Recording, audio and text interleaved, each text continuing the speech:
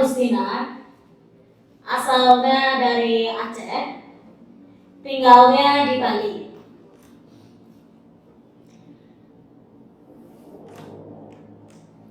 Jadi 3 tahun terakhir itu adalah tahun terberat dalam hidup saya.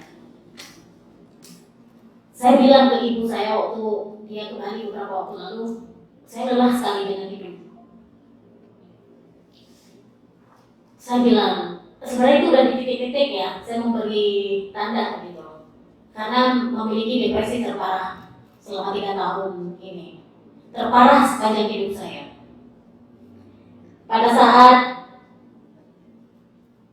2 tahun lalu, 2023, saya kehilangan salah satu proyek terbesar dalam hidup saya. Triggernya awalnya. Nah, saya ini jenis orang yang kalau udah bekerja tuh sungguh-sungguh sekali, workaholic, gila-gilaan, kemelekatan, gitu ya. Jadi ketika itu hilang nggak siap. Gitu. Saya jatuh sakit, suami jatuh sakit, kehilangan proyek, utang di mana-mana, sakit parah banget, pengobatan kemana-mana, nggak bisa lihat, bayangkan. Dari yang biasa sangat kerja, tiba-tiba saya nggak bisa lihat, saya meraba-raba. Sampai kalau jalan kadang harus dituntun suami saya atau ibu saya. Itu luka, kalau bagi saya itu luka yang kayak jatuh ke jurang yang dalam banget gitu.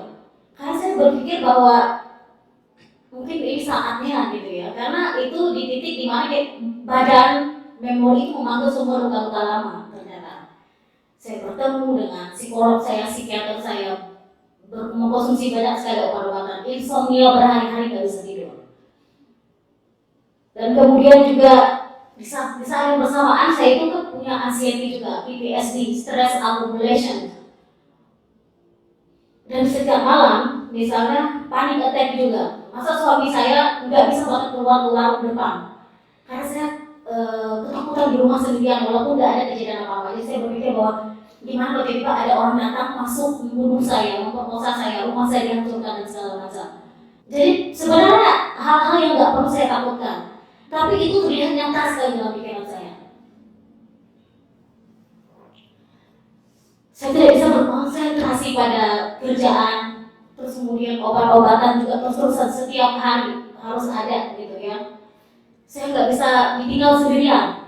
Terus juga kemudian kalau misalnya malam gitu saya juga ini ya takut gelap gitu. Itu benar-benar yang gitu, benar-benar yang situasi 3 tahun ini tuh benar-benar saya tuh pernah depresi juga gitu, tapi nggak separah ini gitu. Jadi memang ini adalah tahun terberat.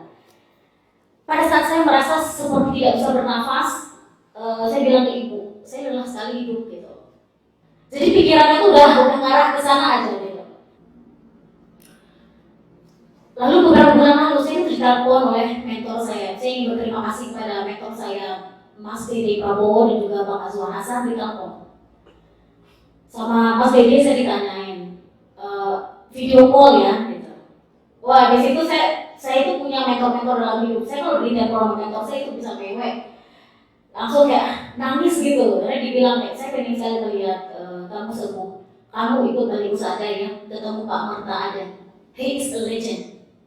Dan dia itu legend yang tidak mengecewakan. Saya udah bertemu dengan banyak legend, tapi ada legend yang mengecewakan, tapi dia nggak mengecewakan. Kata mentor saya gitu. Siapa tahu ini jalan penyembuhan yang kamu bisa lakukan. Tapi saya ya udah, tapi saya belum bisa berangkat. Ya udah kamu gak usah pikirkan, nggak saya yang biayain, kata mentor saya yang biayain. Sekalian sama suami kamu juga gitu. Udah, jadi karena dalam situasi kami berdua itu sangat ambruk sekali selama 3 tahun ini, financial hancur-hancuran, fisik, mental babak belur. Udah mentor saya itu memberikan kesempatan untuk mengikuti Bali Sana. Suami saya pun itu bulan lalu, saya bulan ini saat ini bersama teman-teman. Begitu bertemu dengan Pak Marta ada, gitu ya. Saya itu ibaratnya itu kan belum punya arti bilang legend, jadi mungkin coba saya nggak usah kasih tahu, karena saya memang datang saya ingin cari semua rasa sakit yang saya punya itu core-nya itu ada di mana, sumbernya itu. Walaupun saya udah punya gambaran tuh, misalnya saya tahu gambarannya kayaknya orang either itu ibu saya menjadi sumber luka saya, nenek saya, atau saya menyebut beberapa orang itu. Tapi saya ingin memastikan. Pak mertua ada duduk di depan, saya disuruh duduk, disuruh tutup mata, dia bilang dan dicek gitu, dikasih tahu. Kan saya itu problem dengan mata, terus kemudian ya itu mental babak belur, badan juga. Kamu pemarah, jadi dikasih tahu bahwa saya pemarah dan punya itu pemarah sekali. Terus kemudian juga dikasih tahu bahwa yaitu dengan ibu ya, jadi dijelaskan sama Pak Marta gitu. Dan itu dan saya tahu dan itu tepat gitu. Nah, jadi itu membawa semua memori teman-teman sekalian pada saat saya itu meditasi gitu ya. Prosesnya itu dimulai dengan ibu saya. Jadi pada saat waktu kecil, jadi saya ini dari Aceh gitu ya, lahir di masa konflik. Nah pada saat itu saya ditinggal sama ibu saya waktu kecil, jadi dititipkan ke nenek gitu ibaratnya. Nah karena dititipkan ke nenek, lalu kemudian saya hidupnya itu penuh kekerasan setiap harinya. Saya di sini tidak mau menyalahkan ibaratnya orang-orang yang mendidik saya, tapi memang setiap hari mungkin itu yang nenek saya paham. Jadi kayak setiap hari itu dihajar habis-habisan, babak belur. Jadi kalau misalnya ada yang salah dihajar lagi gitu, dihajar, digambak, diikat, dipukul. Jadi sisi pendidikan itu seperti itu. Pernah saya kemudian suatu hari ibu pulang, saya mengikuti ibu di belakang karena saya mau minta tolong jangan ditinggalkan gitu. Terus kemudian ibu saya mendorong saya dan melemparkan batu dan pulang ke rumah nenek, pokoknya enggak, ibaratnya itu jangan ikut gitu. Jadi saya kemudian tumbuh menjadi anak dengan perasaan yang saya tidak diinginkan gitu. Saya tidak diinginkan oleh orang tua saya.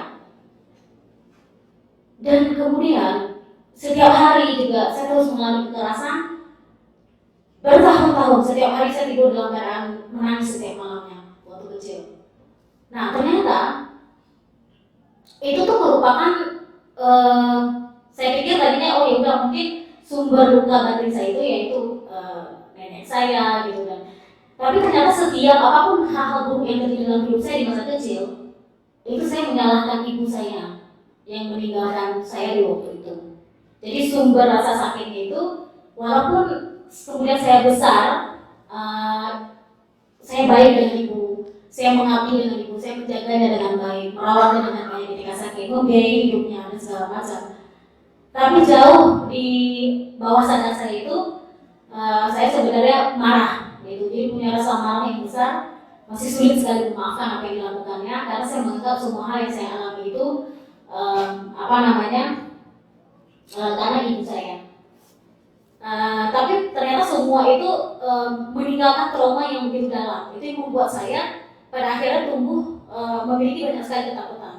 Jadi di alam bawah sadar saya itu setiap malam itu saya ketakutan sendirian. Misalnya pada saat awal menikah, ketika suami saya karena di tengah malam saya terkejut, kata dia seperti main silat gitu, karena dia sampai harus bilang hey it's me, kata dia gitu. Akhirnya datang ke Bali Musada. Pada saat hari pertama itu saya tuh marah sekali. Jadi saya merasa kayak ngapain sih saya kesini gitu, karena pekerjaan lagi banyak. Jadi kayak saya marah, benar kata Pak Marta itu ya, kalau karakternya pemarah. Jadi memang saya lagi marah sekali sebenarnya. Hari kedua itu bosan sekali, mati-mati saya bosan, saya ketiduran terus-terusan pokoknya. Jadi bosan banget gitu. Nah hari ketiga badan saya babak belur. Saya merasa sakit di berbagai tempat di seluruh badan saya. Dan hari keempat ada sesuatu yang saya rasakan. Jadi dari awal misalnya saya ya punya masalah dengan penglihatan dan sebagainya. Tapi memang saya benar-benar kayak melakukan ini tuh benar-benar dengan sangat ikhlas. Saya datang dulu aja, jalani. Mentor saya bilang jangan dilawan ya katanya. Kamu lakukan aja dengan tulus, dengan ikhlas. Itu yang saya lakukan. Lakukan dengan tulus, dengan ikhlas. Jadi pada saat saya melakukan semua proses itu dengan tulus dan ikhlas, dan hari keempat itu ada sesuatu yang terjadi yang saya sebenarnya hilang udah lama banget, yaitu kebahagiaan terdalam. Jadi kalau selama ini mungkin saya bahagia saya itu di permukaan. Nah itu pada saat saya memiliki perasaan itu, saya ingin merasa itu kayak nge-hope gitu, karena kan kita namanya manusia kayak gitu. Bisa nggak saya punya ini terus, punya sini terus, kayak kita lagi itu, maksudnya lagi merasa kayak tenang banget, saya itu tersenyum terus sepanjang meditasi, saya ke toilet ketawa sendiri gitu pokoknya. Jadi itu yang saya hilang beberapa tahun ini, itu yang saya nggak punya gitu. Dan itu yang membuat saya oke, saya meditasi di Bali Usada yang memang awalnya adalah tujuan untuk kesana, saya mendapatkan lebih dari itu. Saya mendapatkan kebahagiaan terdalam saya yang sudah lama sekali hilang itu kembali. Dan saya pikir itu sesuatu yang sangat penting, yang kadang tidak kita sadari apa yang hilang dari diri kita. Nah, jadi kemarin pada saat saya merasakan itu, saya pikir itulah hal yang terhilang, yang pernah hilang gitu, yang udah lama sebenarnya nggak saya rasakan lagi. Sehingga ketika misalnya meditasi cinta kasih gitu ya, jadi saya ini kan terbiasa menghajar diri habis-habisan. Orang lain berbuat jahat sama saya menyalahkan diri. Siapapun orang yang berbuat, saya tidak akan berbuat jahat pada orang, tapi saya akan menghajar diri saya habis-habisan. Yaitu karena diperlakukan dengan buruk dan tidak adil di masa lalu. Tapi saya mau bilang bahwa jalan penyembuhan itu telah dimulai kembali. Dan saya melihat bahwa proses di Bali Usada, saya tidak melihat ini sebagai sebuah penyembuhan yang udah datang terus kemudian selesai. Saya melihat ini adalah sebagai sebuah penyembuhan jangka panjang. Pak Merta menitipkan pesan misalnya untuk saya terus berlatih supaya benar-benar sembuh, dan saya percaya. Dan saya adalah orang yang sangat percaya pada proses. Saya kerja keras, saya percaya pada proses, saya setia dengan perjuangan. Jadi ini juga yang akan menjadi komitmen saya bagi saya. Kalau saya bisa survive, karena saya nggak minum obat ya selama saya nggak minum obat depresi ini, dan saya kasih tahu ke teman-teman semua gitu. Jadi kalau saya bisa survive gitu ya, dan masih hidup kita ketemu lagi gitu, ya it's a good news. And I want to do that. I want to fight for my life. I want to be a better person. Thank you so much.